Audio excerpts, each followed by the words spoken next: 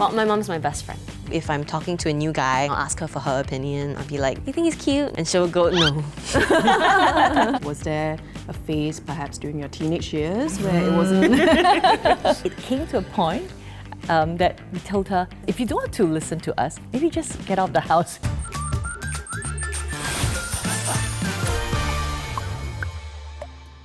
Hi everyone, welcome to DNA, a show where I hang out with celebrity parents and their kids to talk about family, growing up, and what fame looks like behind the cameras.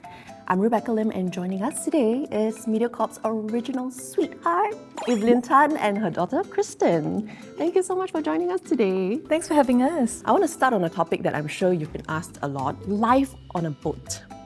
How was it like? What do you remember about it? We first moved onto the boat when I was about 8 years old.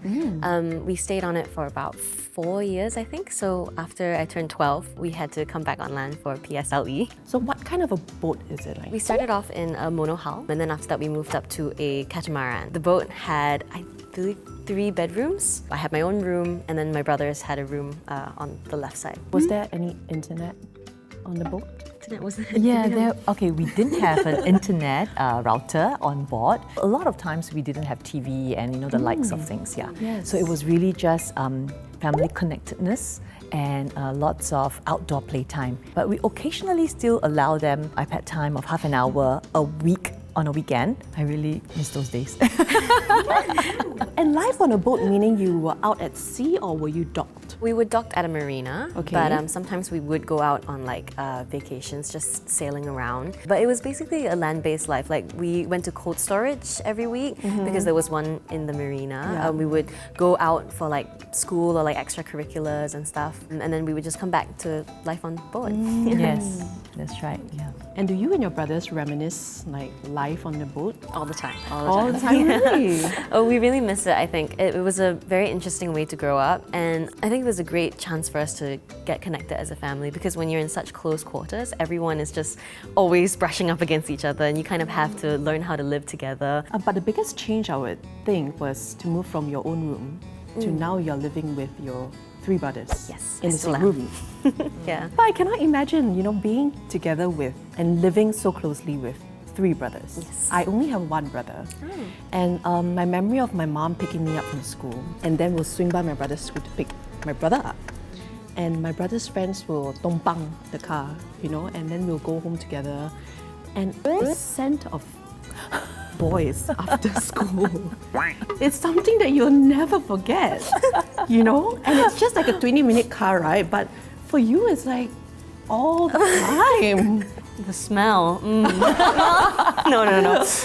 Thankfully, my brothers are very vain. They love to take care of themselves. They're self-aware, yeah. Yeah, they're quite self-aware. So at most, sometimes I'll see them lying on my bed after they've come back from school. But other than that, I think we're pretty respectful of each other's spaces, and we quite enjoy. So you've never requested from your parents, can I have my own space? Well, we told them, and they definitely have mentioned it, especially, my first boy, who is very, very keen to have his own man cave. We recently did a renovation.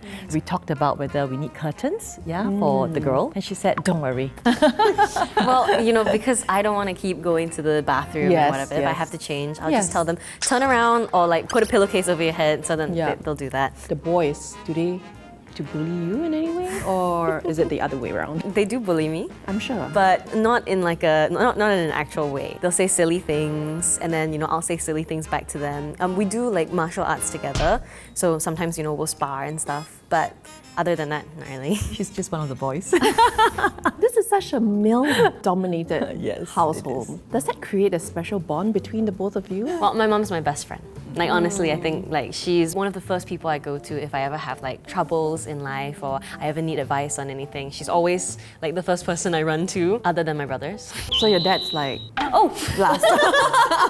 don't tell him that! No, I'd say I'm quite close to my family in general. Dad will always have a special place in her heart. Sometimes I feel being neglected. She's going to take him out to watch Les Miserables, and I'm out of the picture. Okay. You weren't She's even paying. asked. Yeah, I wasn't even asked. I'm not sore about it. I'm not Really? sore about Are you it. sure?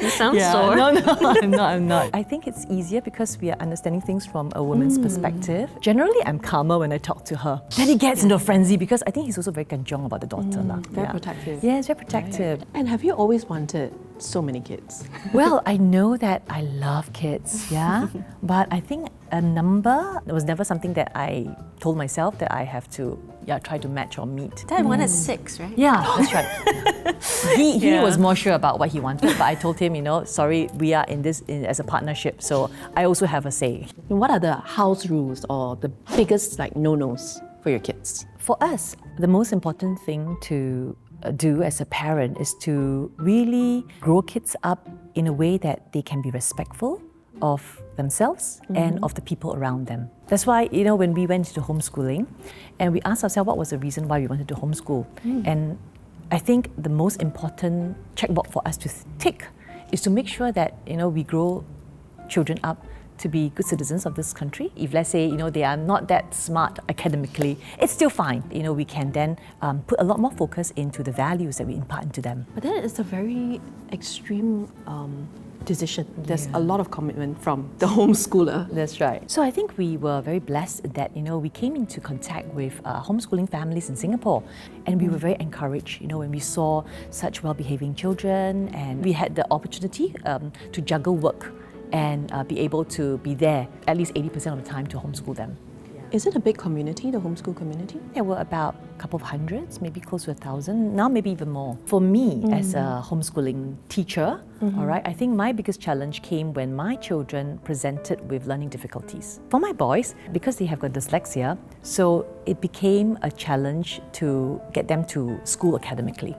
Yeah, they'll be very good in other things like your PE, no problem, But when it comes to writing an essay, so at like primary 5, he still can't do that. Jairus was about primary 1 when he was still not able to read, and I felt something was amiss because sister was able to read at 5 years old. He would struggle with simple words like the articles, like the, and all that. He had a pretty hard time adjusting to the fact that he had dyslexia, and he was feeling very upset because he says, why me? Why out of the 11 people, that one person is me? He actually was not able to really focus on his academics. So can you imagine if, let's say, he were in a mainstream school and he had to face this and deal with it emotionally, the teachers would have probably been understanding. Still, he would not have met the expectations, correct? So he took a bit of time, and we had to deal with it for that whole year before he was able to come to terms, reconcile, and then move on. So I was thankful that during that period, there was no stress on him to have to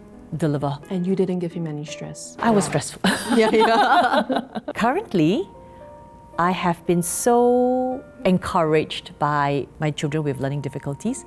I'm right now working with the Dyslexic Association of Singapore teaching, and it's such a meaningful thing to do. After they have kind of more or less graduated from my care, I'm no longer homeschooling them, right? Was it difficult for you to transition from homeschooling all your kids to letting them go? I made a decision to let them go at a time where things were really turbulent, and that was during COVID. So we were faced with several issues. I had to deal with the lack of social interaction for my number 3, who is a very, very sociable person. I think the last straw came when my health was not doing too well.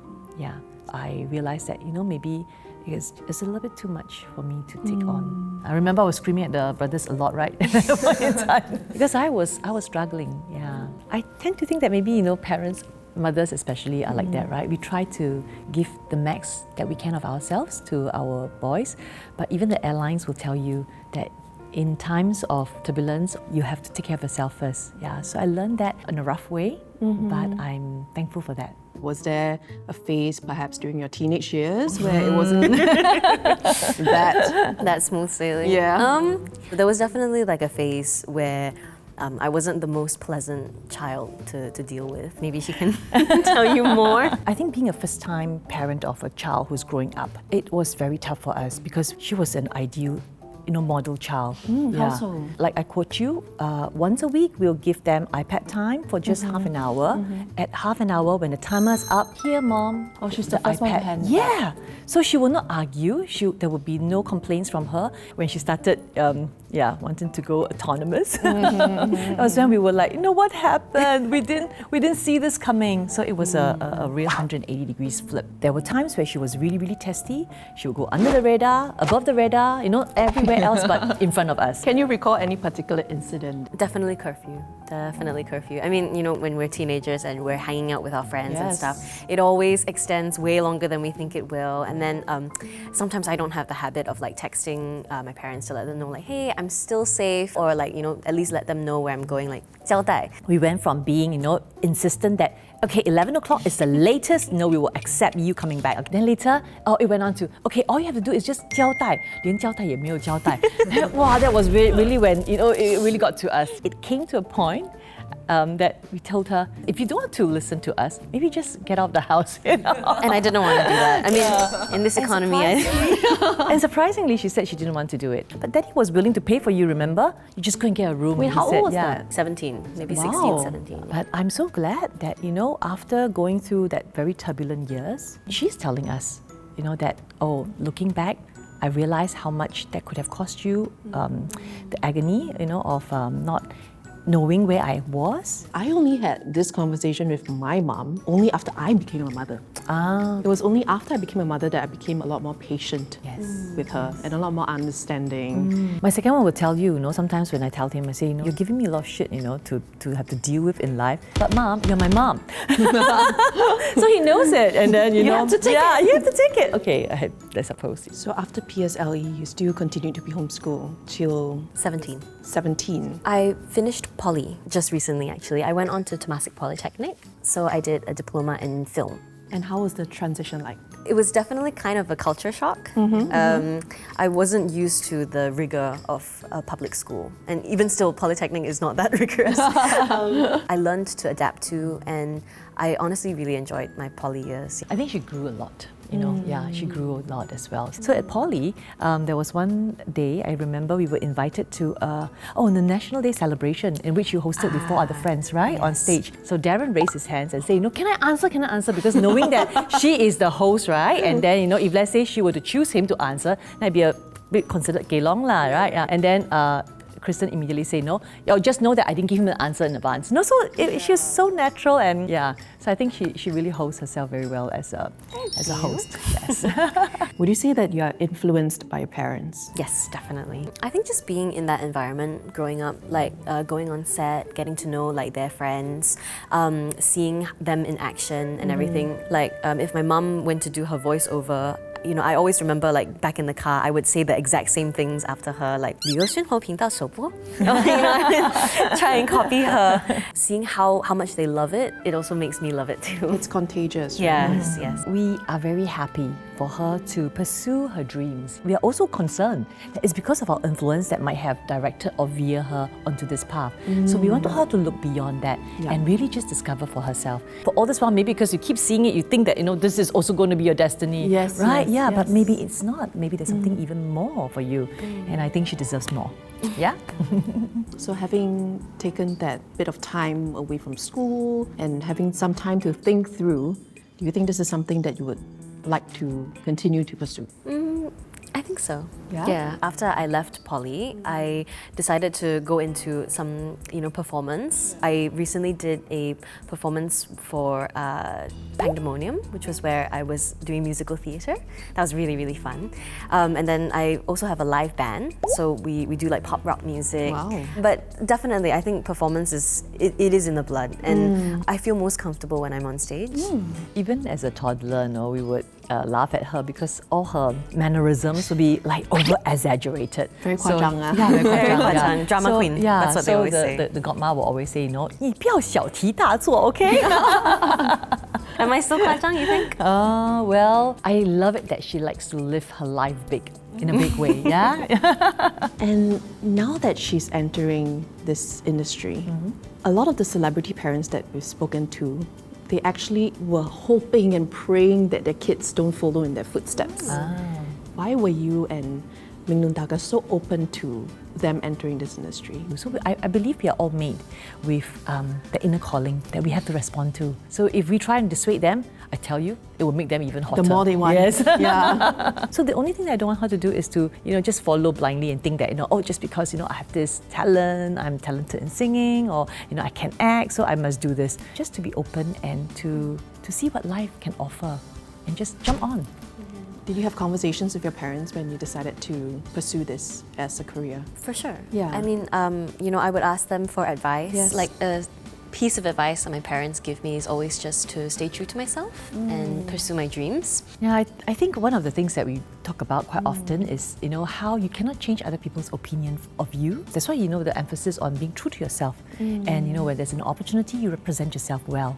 So that, people get a better idea of who they're dealing with, who they are looking at, and not be misunderstood. But I'm sure it's inevitable to be affected by Yes. negativity. Even till now, being in the industry for so many years, seeing a negative comment, you don't rejoice in it. So how is your mechanism in dealing with negativity? I take things in my stride. I try my best to understand everybody's perspectives. I don't take offense. I try my best not to, and if anything ever really affects me, I know that I have my amazing family to come back to. Do you talk about boys? Boys, all the time. That's one of our favorite topics. Relationship. If I'm talking to a new guy, I will let her know, and then I'll ask her for her opinion. I'll be like, "You think he's cute?"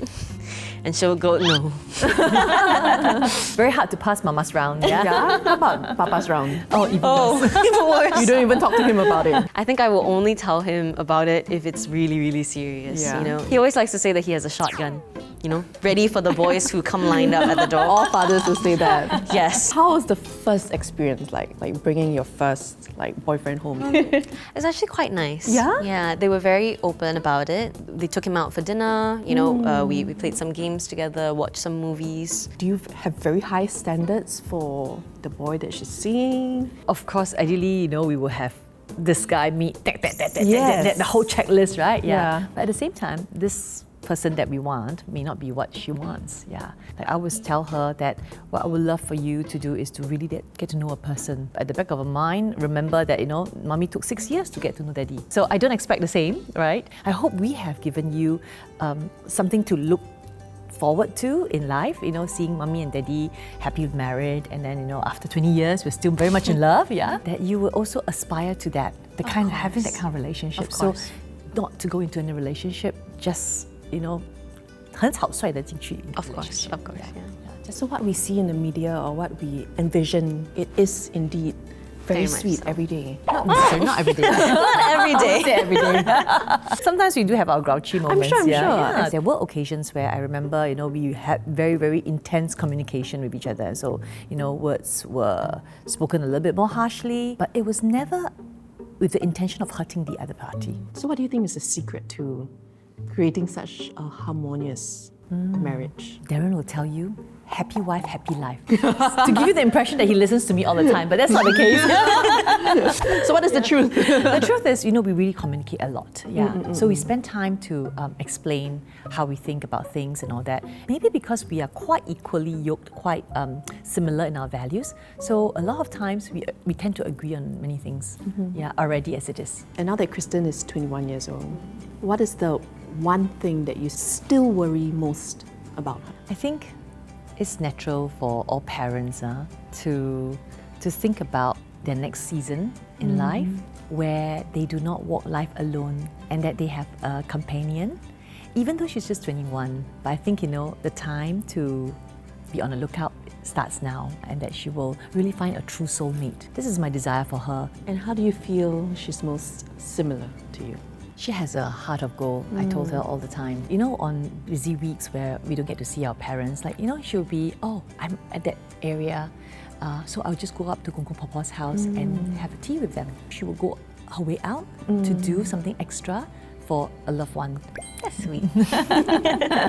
And what is one thing that you worry most about your mom? Honestly, I really worry sometimes that she's not taking enough care of herself, like because she puts everyone else before her. She's always trying to think of, how she can serve other people and not really, taking out her own time to like put self-care day or like a spa day, hang out with her friends kind of a thing. And I would love to see her start doing that more, especially with all of us growing up and starting to, be able to take care of our parents as well. 长大了哈。 This show is called DNA, and DNA represents different things to different people. What does DNA mean to the both of you? I think DNA speaks about commonness. It speaks to me about connectedness. It speaks to me about family. We might have children who are difficult. We might have challenges in parenting, yeah?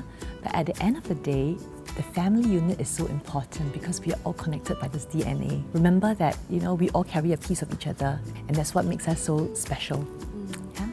I think that, there are like billions of people on this planet, right? And we are very much a mural of all of the people that we love. But I think the biggest part of that mural is who you are in your family, because that is where you spend most of your developmental years growing up. The lessons and the values that they've instilled into you are all because I have to see her face every single day. I learn what I learn, and the way that I go through life is because of her. And Dad. And Dad. It's so lovely meeting you, and hopefully we get to work together in the near future. Yeah, I'll look forward to that. Yes, so me thank you too. so much. Thank you, Rebecca. If you enjoyed this episode, please remember to like and subscribe. And if you were homeschooled, leave us a comment down below. We want to know. See you again soon. Bye-bye. Bye. See ya.